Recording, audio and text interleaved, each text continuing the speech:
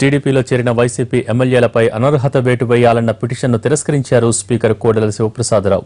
నిబంధనల ప్రకారం లేనందున వైసీపీ ఇచ్చిన ఫిర్యాదులన్నింటినీ డిస్మిస్ చేస్తున్నట్టు ప్రకటించారు.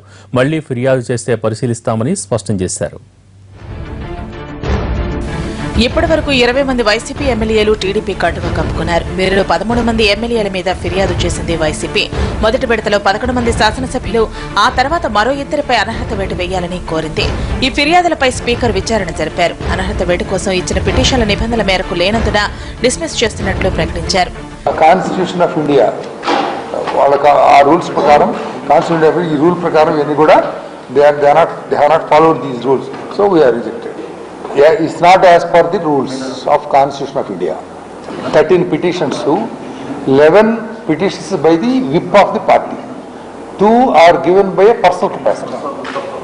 వైసీపీ ఇచ్చిన అర్హత పిటిషన్ ఎదుర్కొంటున్న ఎమ్మెల్యేల్లో భూమా నాగిరెడ్డి, భూమా అఖిలప్రియ, ఆదినారాయణ రెడ్డి, మణిగాంధీ, జలీల్ ఖాన్, జయరాములు, వెంకట రమణమూర్తి, జ్యోతుల నెహ్రూ, వరపుల సుబ్బారావు, సునీల్, డేవిడ్ రాజ్, రావు సుజయ్ కృష్ణారావు, చాంద్ బాషా ఉన్నారు. అయితే స్పీకర్ నిర్ణయంతో వైసీపీ పునరాలోచనలో పడింది. పార్టీ మారిన ఎమ్మెల్యేలందరిపై మరోసారి అనర్హత వేటు కోసం ఫిర్యాదు చేయాలని భావిస్తోంది. పార్టీ ఆదేశిస్తే తిరిగి పోటీ చేసేందుకు సిద్ధంగా ఉన్నానని ప్రకటించారు వైసీపీ నుంచి టీడీపీలో చేరిన ఎమ్మెల్యే జలీల్ ఖాన్. ఈ రోజున ఎవరైనా సరే వైఎస్ఆర్సీపీ నుంచి వచ్చి టీడీపీలో జాయిన్ అయిన వాళ్ళు ఏ క్షణంలో అయినా పార్టీ ఆదేశాలు ఇస్తే మేము నుంచొని గెలుస్తానికి సిద్ధంగా ఉన్నాం. అంతా తపన పడాల్సిన అవసరం లేదు. ఇప్పుడు 20 కాదు, ఇంకో 10 మంది 15 రోజుల్లో 2 వారాల్లో రాబోతున్నారు. వాళ్ళని జాగ్రత్త చేసుకోమనండి, బాగుంటుంది. త్వరలో అది కూడా జరుగుతుంది. కాబట్టి మీరు చేసిన తప్పేంటో, ఎందుకు ఇంతమంది వెళ్ళిపోయారనే దాని మీద వైఎస్ఆర్సీపీ ఇంతవరకు ఆలోచన చేయట్లా. అది బాధకరమైన విషయం.